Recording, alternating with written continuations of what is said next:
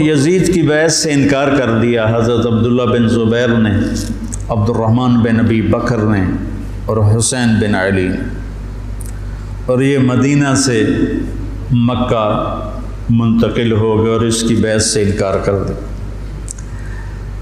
حضرت حسن نے اپنے موت کے وقت حضرت حسین سے کہا، میرے بھائی اس دفعہ جو مجھے کئی دفعہ زہر دیا گیا ہے، لیکن جو زہر اس دفعہ ہے اس نے میرا کلیجہ کاٹ دیا۔ آپ کو خون کے پخانے آ رہے تھے بار بار اور آپ تڑپ رہے تھے مچھلی کی طرح جو پانی کے بغیر تڑپتی۔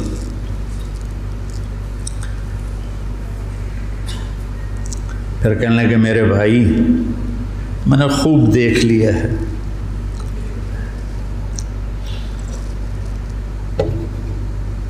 اللہ نے ہمارے گھر میں نبوت رکھی ہے، ہمیں حکومت نہیں ملے گی،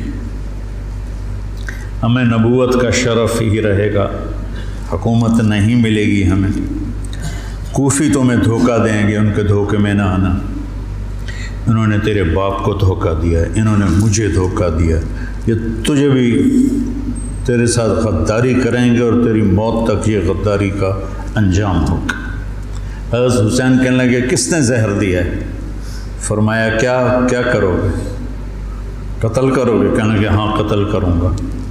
کہا جس نے مجھے زہر دیا ہے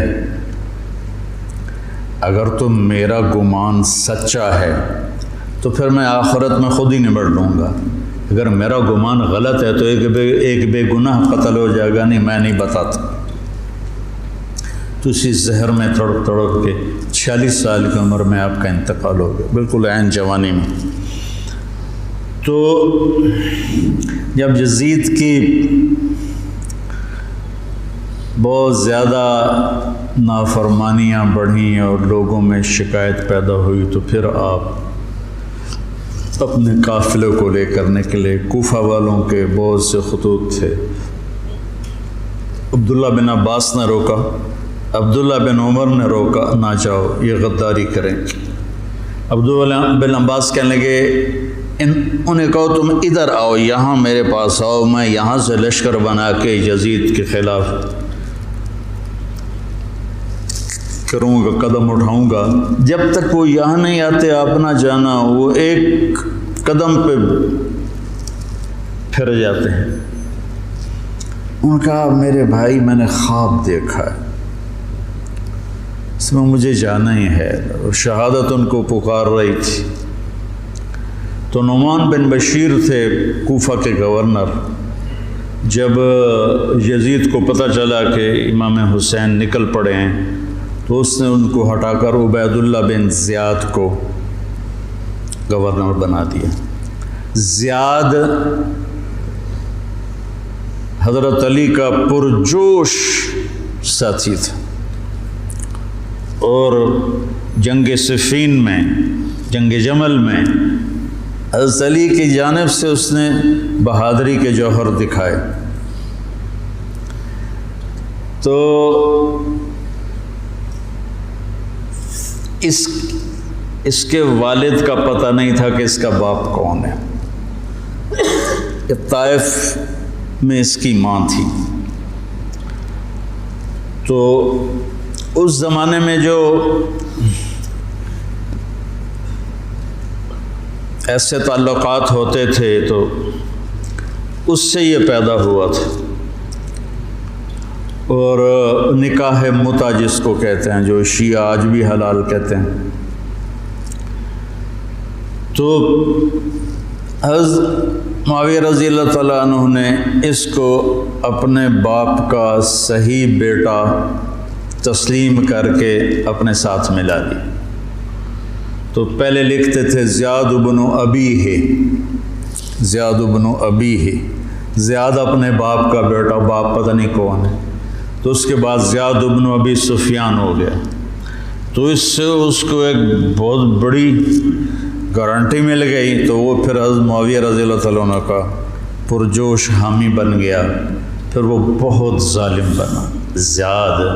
اللہ بیٹا خاتمہ اچھا کرے، آدمی کا کچھ پتہ نہیں۔ اس دور کے علی کی صحبت کے لوگ اور ایسے پھر گئے کہ اس کو پھر کوفے بصرے کی ملی گورنری، اس نے ظلم کے پہاڑ توڑے۔ اس نے ایک دفعہ اعلان کیا کہ رات کو کوئی شہر سے باہر نہیں ہوگا، جو ہوگا قتل کیا جائے گا۔ فتنے کا دور تھا، تو وہ ایک رات کو وہ نکلا راؤنڈ لگانے، تو آگے ایک بدو چرواہا بیٹھا ہوا تھا۔ کہنے لگے تم یہاں کیا کر رہے ہو؟ کہا جی میں آیا تھا، میرے ساتھ بھیڑ بکریاں تھیں، تو مجھے دیر ہو گئی تو شہر کے دروازے بند ہو گئے تو میں اندر نہیں جا سکا۔ تو انہوں نے تلوار نکالی، کہا تیرے لیے جنت نا کوفہ سے بہتر ہے، اور گردن اڑا دی اور کہنے لگا زیاد اپنی بات کا پکا ہے۔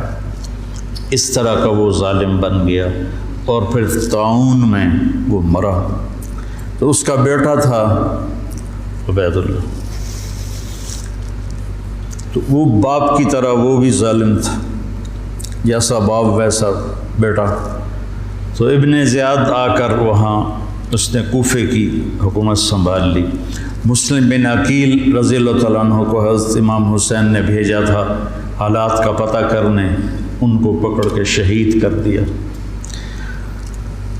تو جب یہ راستے میں تھے تو کوفے سے کچھ لوگ راستے میں ملے، تو آپ نے پوچھا مسلم بن عقیل کا، تو کہا جی ان کو تو شہید کر دیا گیا ہے۔ کہا کوفے والوں کا کیا حال ہے؟ تو انہوں نے کہا دل آپ کے ساتھ ہیں، تلواریں بنو امیہ کے ساتھ۔ دل آپ کے ساتھ ہیں، تلواریں بنو امیہ کے ساتھ۔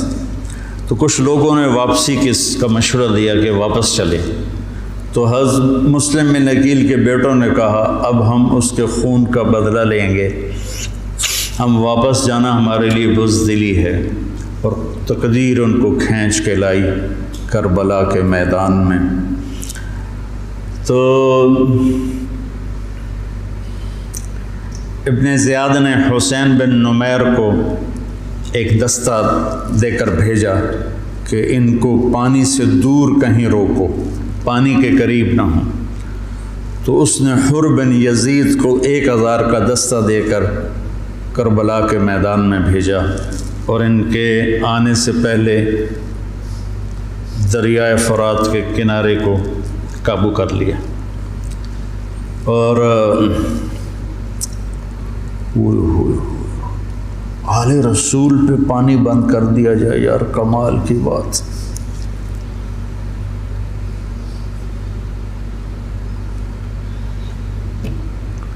تو پھر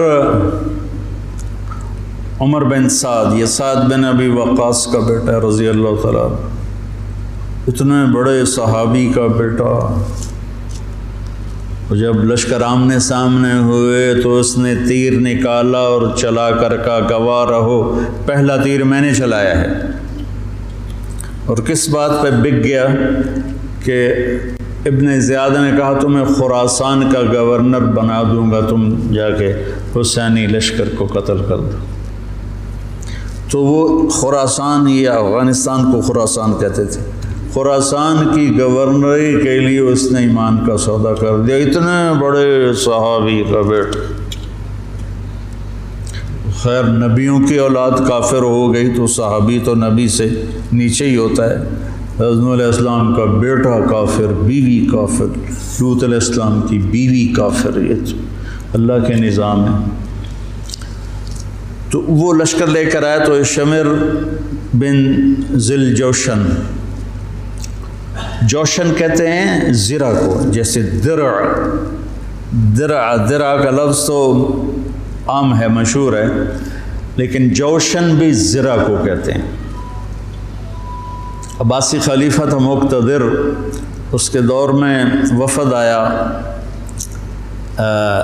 روم، اہل روم کا، تو اس نے پورے شہر میں سونے کی زرہیں بنا کر لٹکا دی، پورے بغداد کو اس نے سونے کی زروں سے مزین کر دیا۔ وہ جب آئے تو ان کو وہ سونے کی زریں دیکھ کر ہی ان کا تو پیشاب نکل گیا، ایسا اس نے اپنا روب و دبدبہ دکھایا۔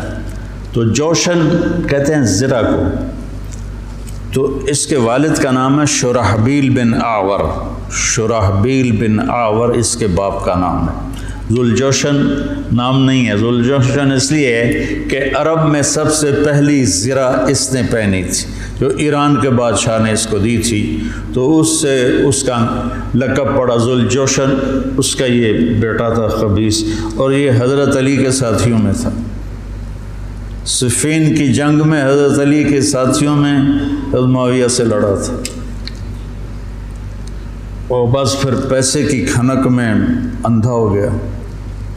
یہ چتکبرا تھا، برس ہو گئی تھی، پھل بیرنگ۔ جب لشکر آمنے سامنے ہوئے تو حضرت امام حسین نے فرمایا اللہ اکبر، صدق اللہ و رسولہ، اللہ اکبر، اللہ اس کے رسول نے سچ کہا۔ تو لوگوں نے، ساتھیوں نے پوچھا کیا کہا؟ کہ میں نے اپنے نبی سے سنا، آپ نے فرمایا میں دیکھ رہا ہوں کہ ایک چتکبرا کتا میری اولاد کا خون پی رہا ہے، تو وہ یہ ہے جو سامنے کھڑا ہے۔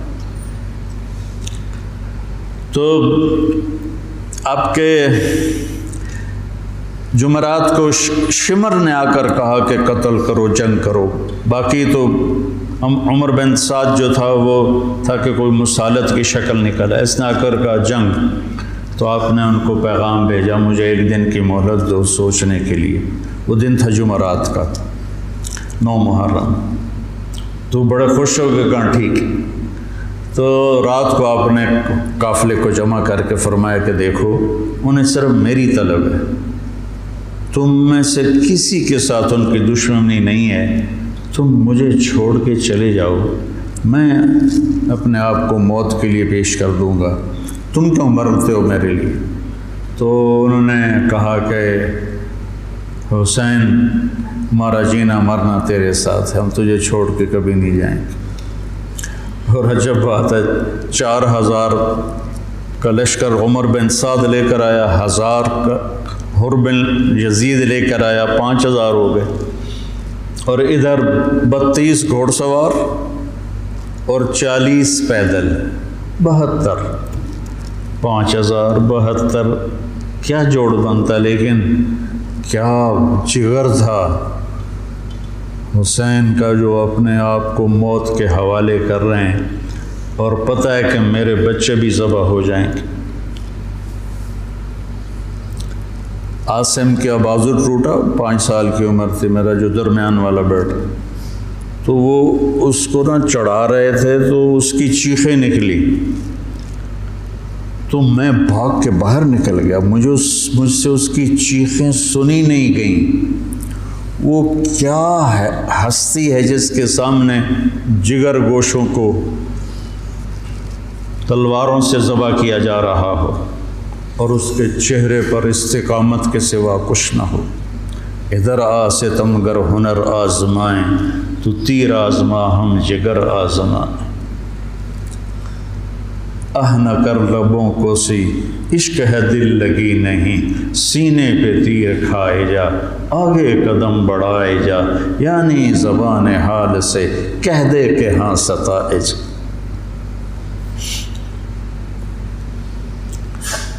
تو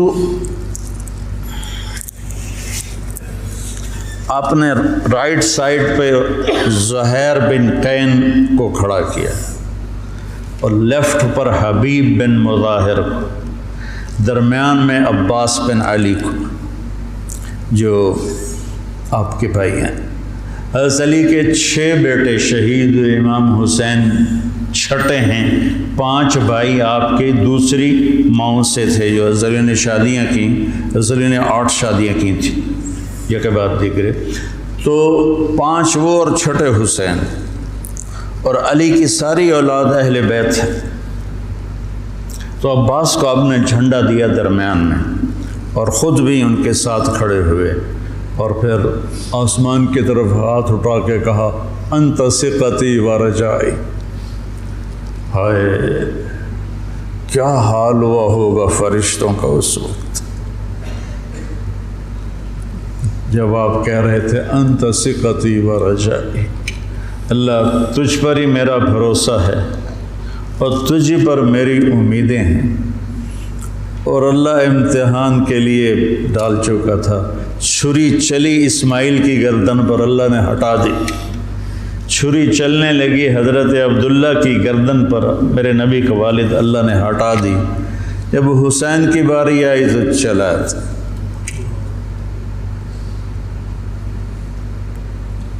اب تصور کرو کہ اوپر سورج، پانی بند تھا، خبیثوں نے پانی بند کر دیا، بچوں کے رونے کی آوازیں آ رہی ہیں پیاس کی وجہ سے، اور ان کے دل نرم نہیں ہو رہے۔ پھر آپ نے حضرت عباس بن علی کے ساتھ ایک دستہ بھیجا، جنہوں نے لڑ بھڑ کے کوئی 30 کے 32 مشکیزیں پانی کے بھر کے لے کر آئے، لیکن وہ کتنی دیر چلنا تھا؟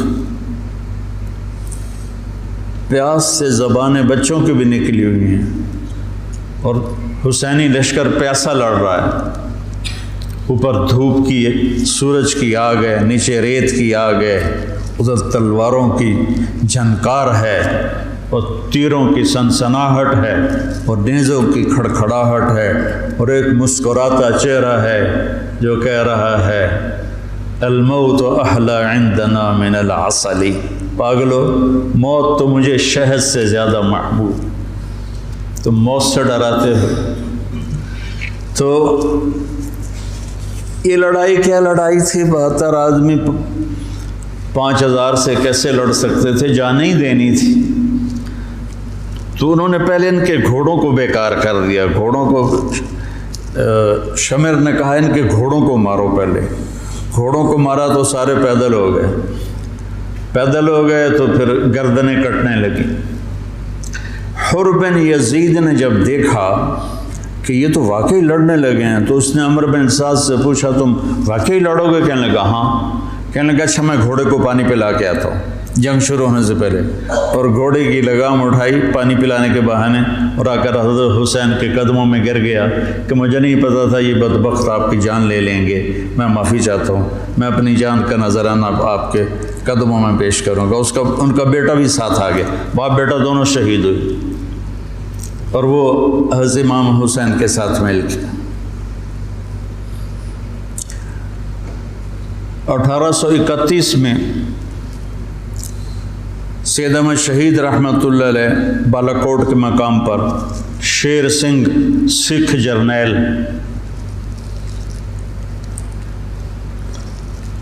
لاہور سے فوج لے کر آئے تھے، یہ چند ہزار تھے۔ جب آمنے سامنے لشکر ہوئے تو ایک سکھ وہاں سے دوڑا، یا اللہ خاتمہ ایمان پہ ہو، اور اس نے آ کر اپنی وہ کڑا اتارا اور سید احمد شہید کے ہاتھوں کلمہ پڑھ لیا، اور سید احمد شہید کے لشکر سے ایک آدمی نکلا اور جا کر سکھوں کے لشکر میں شریک ہو گیا۔ وہ ادھر سے مارا گیا، یہ ادھر سے صرف کلمہ پڑھ کے شہادت کا درجہ پا کے جنت میں چلا گیا۔ اللہ برے خاتمہ سے بچائے، اللہ بری موت سے بچائے۔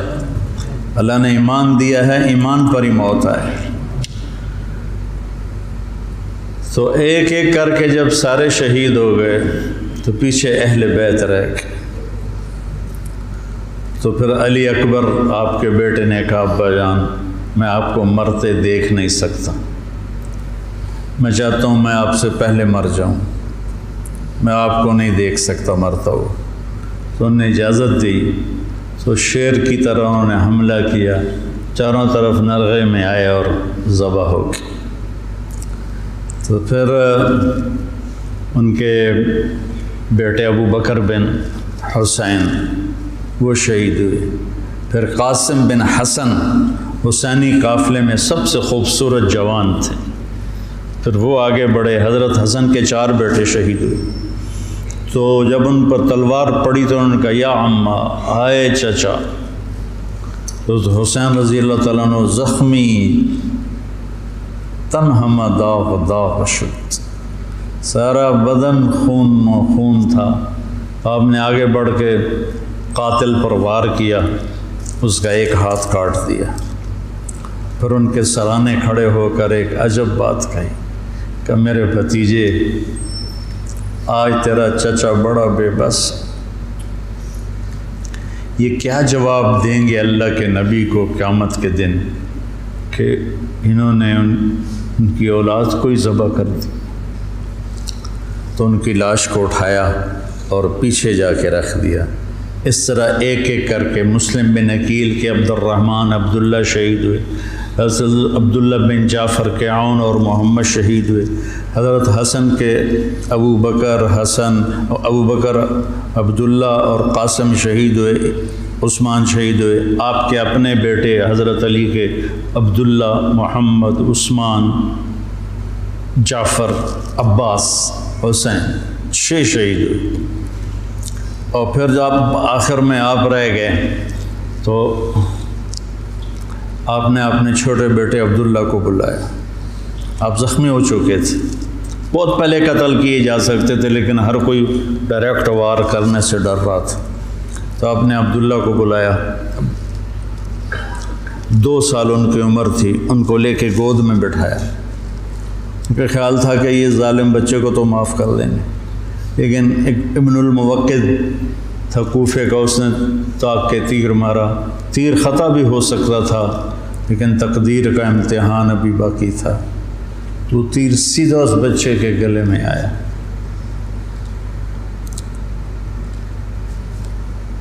ہم یہ تاریخ بھلا دیں۔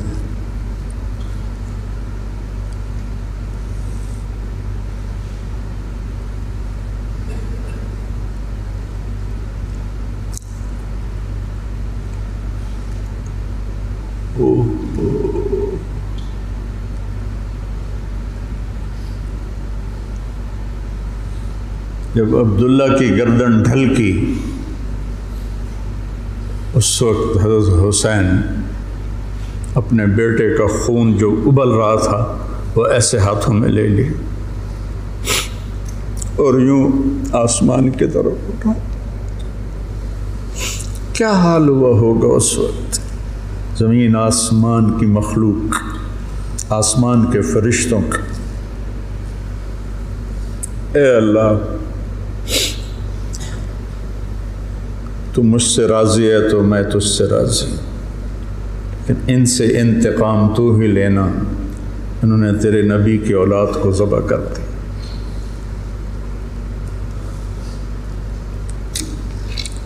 بیٹا میں مرغا ذبح ہوتا ہوا نہیں دیکھ سکتا، وہ جانوروں کی قربانی پہ جانور کے اوپر کھڑا ہونا ہوتا ہے۔ میں 1-2 قربانیاں دیکھیں، پھر مجھے ہمت نہیں ہوئی، میں پیچھے جا کے بیٹھ گیا۔ اور یہاں بچے سے 2 سال کا بچہ کتنا پیارا ہوتا ہے، اور اس کے یہاں تیر لگے اور وہ آہ بھی نہ کر سکے، اور باپ کی گود میں اس کی گردن ڈھلک جائے۔ سوچو تو صحیح۔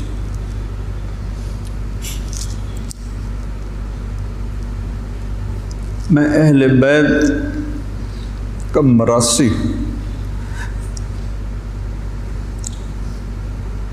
میں 2001 سے روزہ اقدس پہ جاتا تھا اور آپ کا پورا نسب نامہ پڑھ کے آپ کو سلام پیش کرتا تھا۔ یہ ہمارے مراسی آتے ہیں تو میرے باپ دادے پردادے کے نام لے کر کہتے ہیں، جھوٹے سچے ان کی تعریفیں کرتے ہیں۔ تو میں کہتا یا رسول اللہ، ہمارے مراسی ہماری جھوٹی تعریفیں کرتے ہیں، پر آپ تو سچے، ہماری تعریف سے بھی اوپر، مجھے اپنا مراسی بنا رہے، میں آپ کا مراسی بننا چاہتا ہوں۔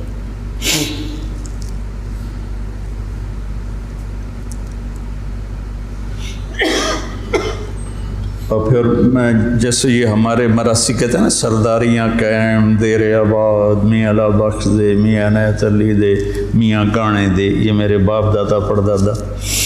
تو میں وہاں روزہ اقدس پہ کھڑے ہو کر، میں وہاں ایسے تو نہیں کر سکتا تھا، سپاہی کھڑے ہوتے تھے، لیکن ہاتھ باندھے ہوئے میں تصور میں ہاتھ کھڑے کر رہا ہوتا تھا۔ دیر آباد محمد مصطفیٰ دے، دیر آباد علی دے جعفر دے، دیر آباد حسن دے حسین دے۔ یہ میں تصور میں جب سے جا رہا ہوں، میں نے سن 2000 میں نے نسب یاد کیا تھا اور اللہ نے میرے ذہن میں یہ ڈالا، تو 3 سال پہلے ہارون آباد گیا تھا، تو مغرب کے بعد بیان تھا، تو میں بیٹھا تھا نماز کے انتظار میں، ایک شخص ہے حیدر شاہ ان کا نام تھا، کہنے لگے جی اچھا، اور ہمارے مراسیوں میں ایک مراسی ہے اس کا نام ہے صدیق، وہ بہت مسکین شکل، اس کو دیکھتے ہی ترس آ جاتا، تو میں کہتا تھا یا رسول اللہ مجھے اپنا صدیق مراسی بنا، میرے پاس علم کوئی نہیں، میرے پاس تقویٰ کوئی نہیں، کچھ بھی نہیں ہے، میں آپ سے، آپ کے خاندان سے پیار کرتا ہوں اور میں آپ کا مراسی بننا چاہتا ہوں اور مجھے اپنا آپ صدیق مراسی بنا لیں۔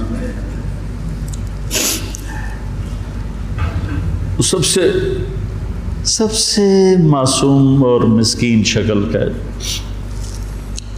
بوڑھا ہے، تو وہ حیدر شاہ میرے پاس، اب یہ تو میری اور میرے اللہ کی بات تھی، تو وہ حیدر شاہ تھے، کہنے لگے جی میں نے چند دن پہلے خواب دیکھا ہے کہ ایک بڑا مجمع ہے، میں نے پوچھا یہ مجمع کیسا ہے، تو انہوں نے کہا یہ مجمع امام حسین کے گرد جمع ہے، تو کہا میں اسے راستہ بنا کے گیا، میں نے کہا السلام علیکم یا امام، تو آپ نے مجھے سلام کا جواب دیا اور فرمایا طارق جمیل سے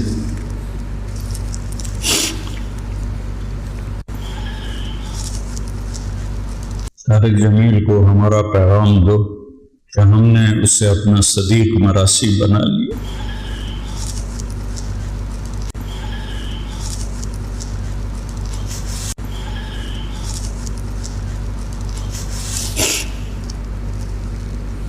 ارقبوا محمدا فی اہل بیت، یہ اہل بیت کی ضد میں شروع ہو گئی، تو وہ صدیق جو تھا نا، کوئی 6 مہینے سے کہہ رہا تھا فریج لائے دے، فریج لائے دے، میں کہتا تھا بیل بھی پھر میں ہی بھرنا ہے، ہوتا تو بھرنا نہیں، تو میں اس کو لے کے نہیں دے رہا تھا۔ جب اس نے مجھے کہا کہ یہ پیغام ہے، تو میں نے آتے ہی کہا صدیق مراسی کو فریج لے کر دو، مولید شام سے کہا کہ اس کو فریج اٹھوا کے دو۔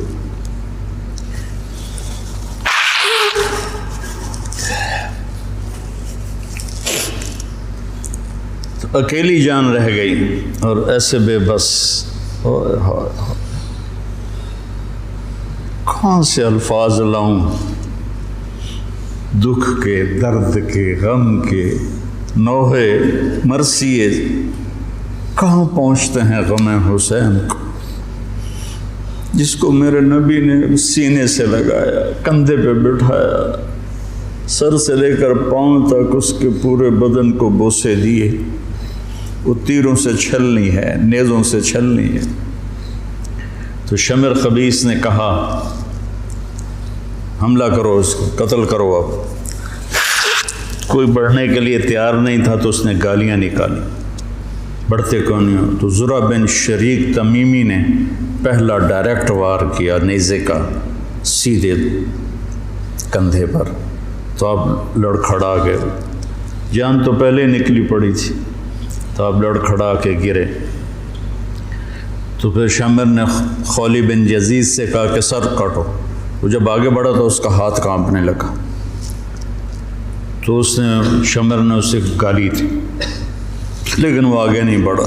تو سنان بن انس نے آگے بڑھ کر جس گردن پہ میرے نبی کے بوسے لگے تھے اسی پہ خنجر چلایا، ذبح کر دی۔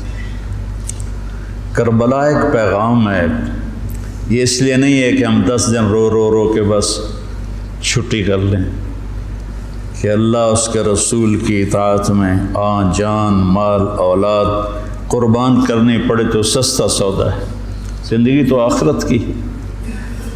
شمر بھی مر گیا، قتل ہوا خبیث، ابن زیاد بھی قتل ہوا، ایک بھی زندہ نہیں بچا اپنی موت مرا ہو، سب قتل ہوئے، 5000 کے 5000۔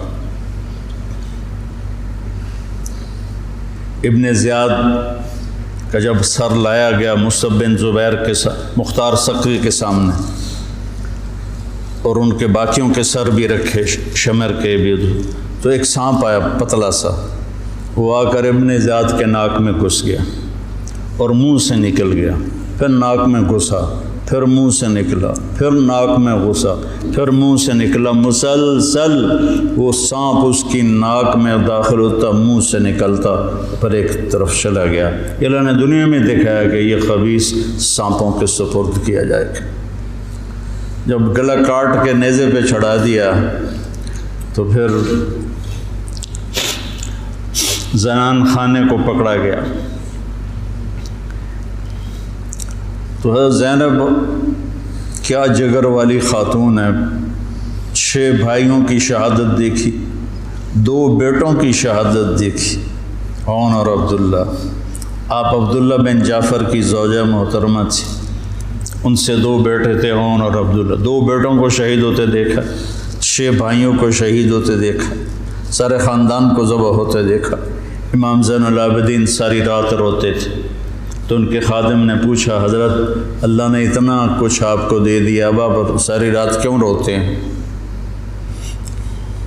کہنے لگے، میرے بھائی یعقوب علیہ السلام کا ایک بچہ گم ہوا تھا، یوسف، اور وہ بھی مل گیا تھا، تو اس کے لیے 40 سال وہ روتے روتے آنکھیں گنوا بیٹھے۔ میں نے تو اپنے سارے خاندان کو اپنے سامنے ذبح ہوتے دیکھا، خاندان بھی خاندان نبوت، اور یہاں یزید کا دفاع کیا جا رہا ہے۔ لعنت ہو ایسے لوگوں پر۔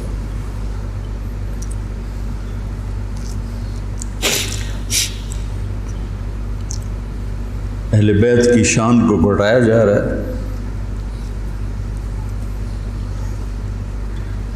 کتنے علماء نے مجھ پر الزام لگایا کہ یہ تو شیعہ کی تائید کر رہا ہے، اہل بیت کو بیان کر دو، لعنت ہو تمہاری عقلوں پر۔ امام شافعی کا قول یاد نہیں ہے؟ ان کان الرفض حب آل محمد فلیشہد الثقلان انی رافض۔ دیوان شافعی میں پڑھو، میں نے تو بہت پہلے کبھی کچھ یاد کیا تھا، اب تو بھول آ گیا، کہ اگر اہل بیت کی محبت کا نام شیعہ ہونا ہے تو جنات اور انسان سن لو، میں بھی شیعہ ہوں۔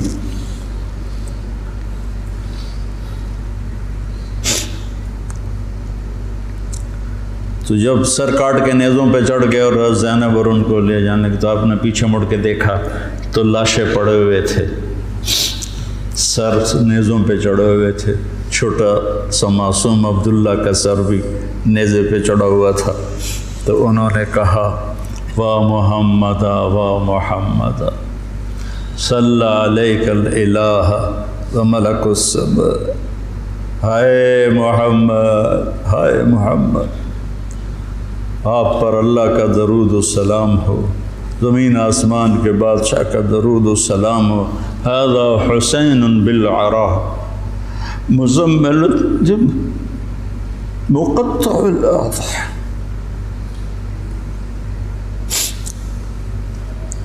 اے محمد، اے محمد، یہ حسین پڑا ہوا ہے، اس کا لاشا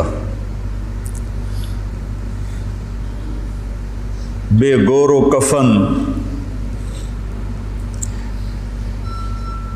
میں ایک اور ترجمہ کیا کرتا ہوں کہ یا رسول اللہ، آج حسین کی بارات ہے، مزمل الدماء، اپنے خون کا سرخ جوڑا پہنا ہوا ہے، مقطع الاعضاء، اپنی بوٹیوں کا ہار گلے میں سجایا ہوا، بناتوں کا سبایا، آپ کی بیٹیاں قید ہو گئیں، وذریتوں کا مقتلہ، آپ کی نسل ذبح کر دی گئی، تصفی علیہ الرعاہ، کوفیوں نے کفن نہیں دینے دیا تھا، تو کہنے لگی انہیں کفن نہیں دیا گیا تو ہوا کو غیرت آئی، ہائے، اس نے خاک کو اڑایا اور خاک کا کفن پہنا دیا۔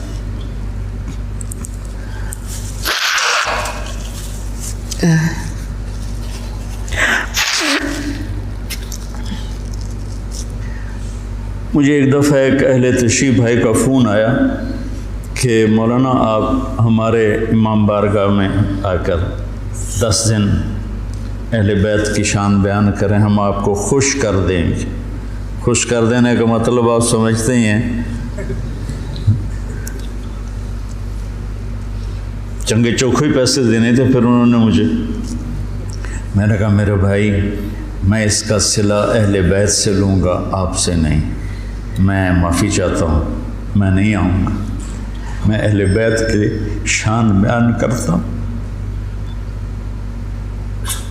ان کا مراثی بن کے، مجھے اس پہ پیسہ نہیں چاہیے۔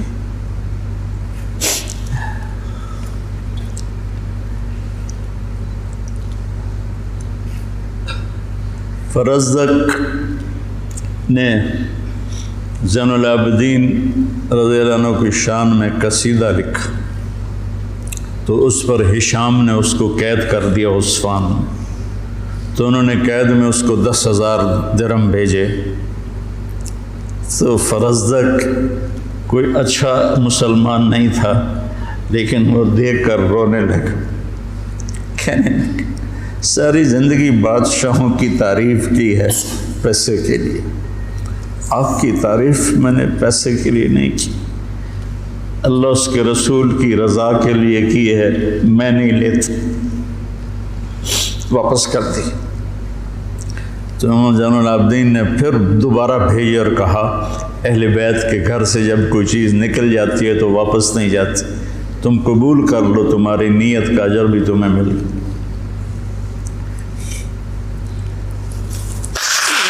کوفے کے بازاروں میں سر پھرائے گئے اور ابن زیاد کے سامنے امام علی کا سر کٹا ہوا، اس نے ہاتھ میں چھڑی تھی، ہونٹوں پہ ماری، 1 دفعہ 2 دفعہ 3 دفعہ، تو زید بن ارقم تڑپ کے کھڑے ہو گئے، کہنے لگے اللہ کے واسطے یہ چھڑی یہاں سے ہٹا لیں، میں نے اپنے نبی کو دیکھا ہے ان ہونٹوں کو چومتے ہوئے، یہاں چھڑی نہ مار، ایک تو بوڑھا 60 آ گیا ہے، ورنہ میں تجھے بھی ساتھ ہی قتل کر دیتا۔ پھر وہ سر شام بھیجا جا رہا ہے اور یزید کے سامنے رکھا جا رہا ہے، پھر وہ چھڑی مار رہا ہے۔ ابو برزہ اسلمی کھڑے ہو کر کہتے ہیں چھڑی نہ مارو ان ہونٹوں کو، میں نے نبی ہونٹوں کے ساتھ لگتے ہوئے دیکھا۔ یہ تو حال کیا اہل بیت کے ساتھ۔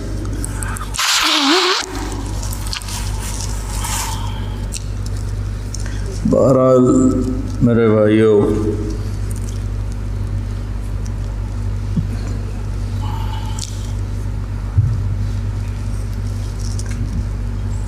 اہل بیت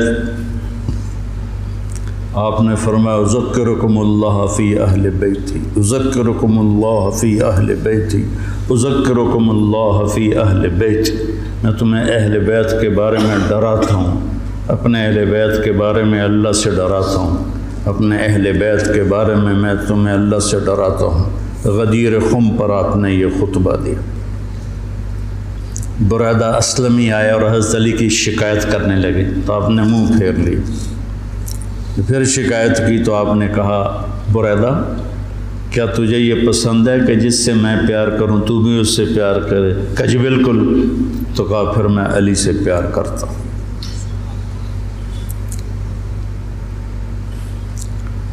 میرے عزیزو، میرے بھائیو، کربلا ایک سبق ہے۔ کربلا صرف 10 دن رونے دھونے کے لیے نہیں ہے، ایک سبق ہے کہ اپنی زندگی کو اللہ رسول کے سامنے جھکا دو۔ گردنیں کٹنے کے لیے اللہ ہم سے نہیں مطالبہ کر رہا، وہ انہیں ہستیوں کے لیے تھا۔ ہمارے ذمہ ہے کہ ہم اللہ اس کے رسول کے سامنے سر جھکائیں، مسلم بن کے چلیں، مومن بن کے چلیں۔ اللہ کے واسطے میرے بچوں، اگر میرے شاگرد ہو تو یہ دیوبندی اور یہ بریلوی، یہ جھگڑے نکال دو، اپنے آپ کو مسلمان کہو، مسلمان۔ میں ایک دفعہ ایک جگہ بیٹھا تھا تو ایک بزرگ بیٹھے تھے، کہنے لگے جی آپ دیوبندی ہیں کہ بریلوی؟ تو میں نے کہا جی میں مسلمان ہوں۔ وہ مجھے ایسے دیکھنے لگا، وہ کہنے لگا میری 60 برس 70 برس عمر ہے، میں نے آج تک کسی کو یہ کہتے ہوئے نہیں سنا، تو میں تمہیں مسلمان دیکھنا چاہتا ہوں، میں تمہیں دیوبندیت سے نکالنا چاہتا ہوں، مسلم بنو، مسلمان بنو۔ ہم امام ابو حنیفہ کے فتوے پر چلتے ہیں، ان کے فتاوی کی جو تشریح اہل دیوبند نے کی ہے ہم اس کو زیادہ صحیح سمجھتے ہیں، باقیوں کو عزت دیتے ہیں، احترام کرتے ہیں، ہمارے سینے کھلے ہوئے سب کے لیے، ہم ہی حق پر ہیں اور ہم ہی جنتی ہیں، یہ عجب تمہارے اندر سے نکالنا چاہتا ہوں۔ کریم بادشاہ ہے جس کو چاہے معاف کر دے، ہم ٹھیکیدار ہیں۔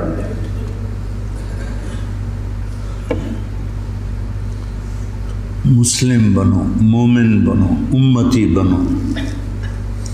ہم شیعہ ہیں، ہم اہل تشیع ہیں، ہم بریلوی ہیں، ہم اہل حدیث ہیں، ہم دیوبندی ہیں، ان الفاظ کو چھوڑ دو بیٹا۔ پوری دنیا پھرا ہوں، کہیں یہ لعنت نہیں، یہ ساری بر صغیر کی پھیلائی ہوئی لعنت ہے۔ میں تمہیں چاہتا ہوں کہ تم ایک اچھے مسلمان بنو،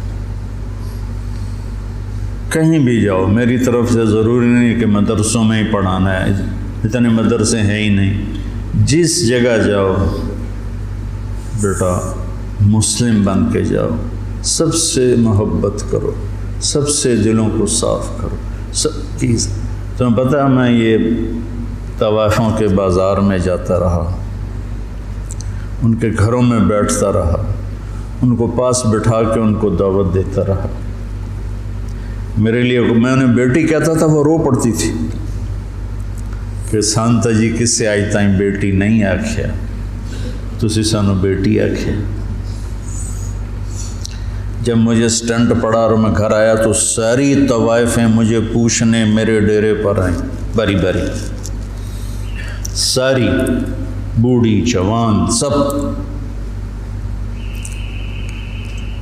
کہ ہمیں بیٹی آج تک کبھی کسی نے نہیں کہا۔ ایک سے میں نے کہا اپنی بچی کی شادی کر دے، کہنے لگی آپ کو رشتہ تلاش کر کے دیں۔ میں نے کہا تو خود تلاش کر، کہ مولانا صاحب طوائف دے کوٹھے تے رشتہ لین کون ہوندا؟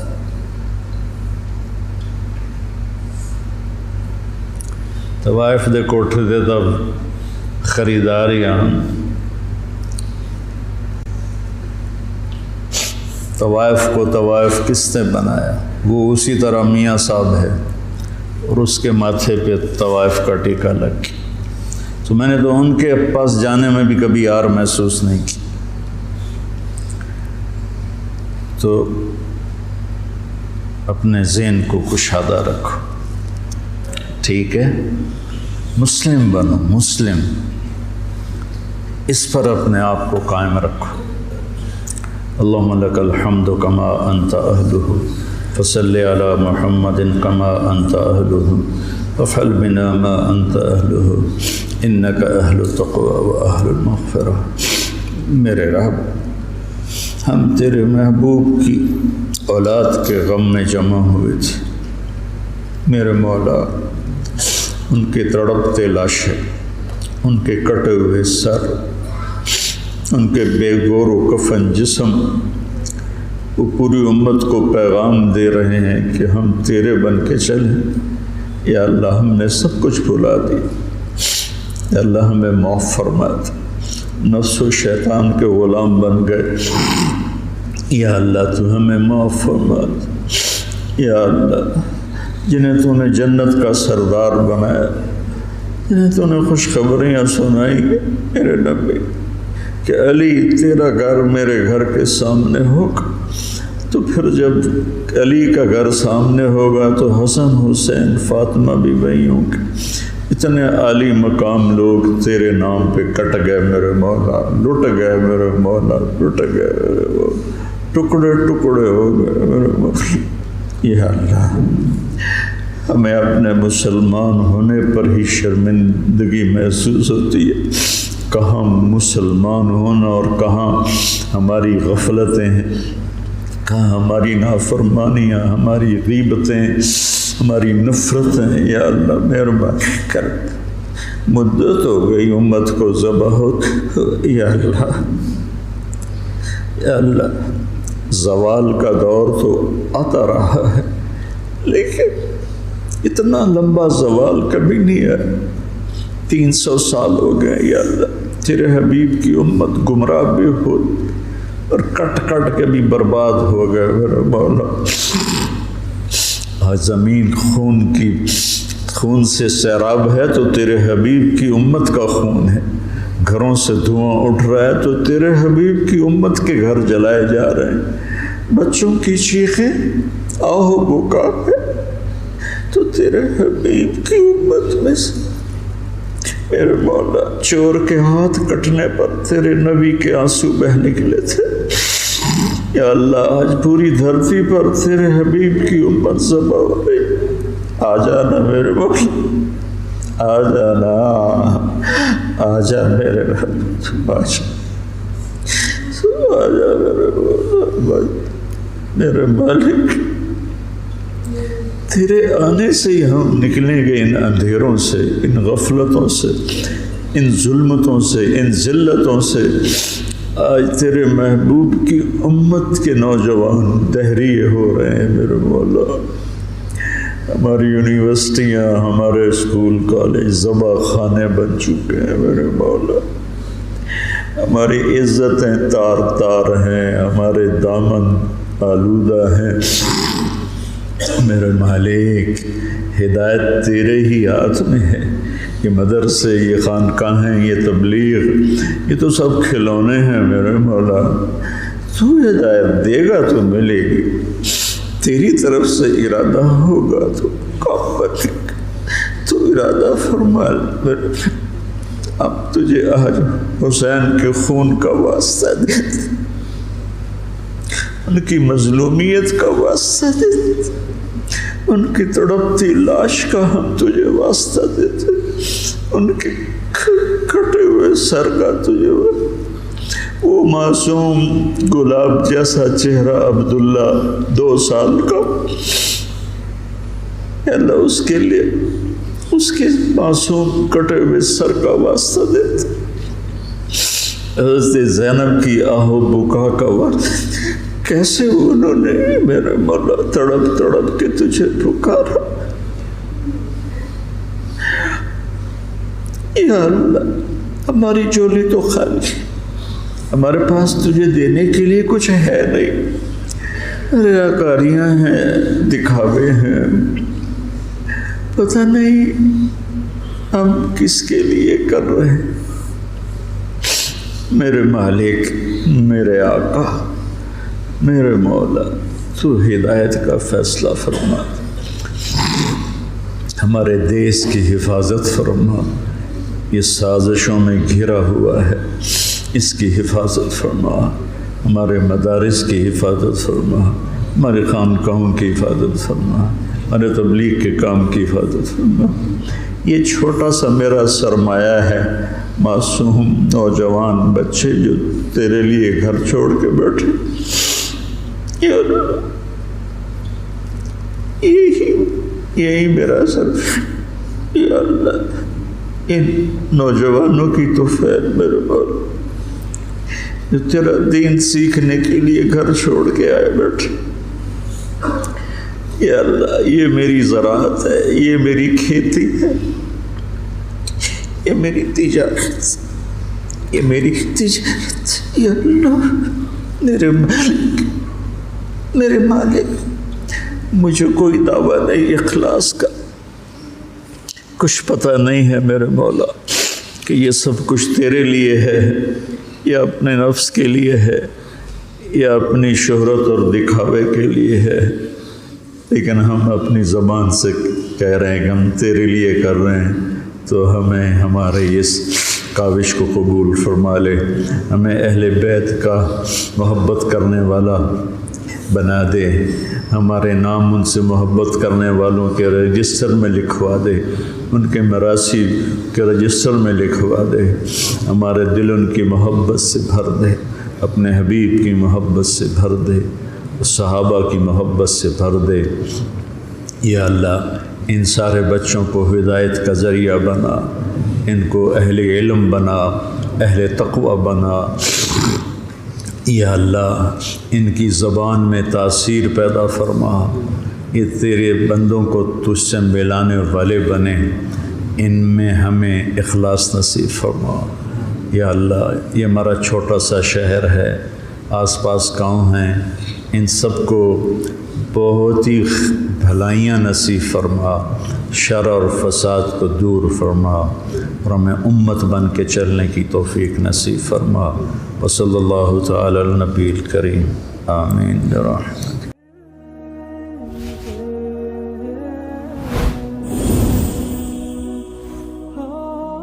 کیا ایسے معصوم بچے جن کے پاس مواقع نہیں ہیں کہ وہ تعلیم حاصل کر سکیں اور معاشرے کا، ملک کا اور قوم کا باعزت فرد بن سکیں، کیا ہمیں ان بچوں کو موقع نہیں دینا چاہیے کہ وہ آگے بڑھیں اور معاشرے کے اندر اپنا مثبت کردار ادا کریں؟ اگر ہم نے ان بچوں کو موقع نہ دیا تو یہ بچے اسی صبح و شام کے آنے جانے میں اپنا مقام کھو بیٹھیں گے۔ اسی لیے MTJ فاؤنڈیشن لا رہا ہے یتیم اور غریب بچوں کے لیے اسکالرشپ کا پروگرام۔ اب ہمارا بچہ پڑھے گا، آگے بڑھے گا اور انشاءاللہ سارے جہان کو منور کرے گا۔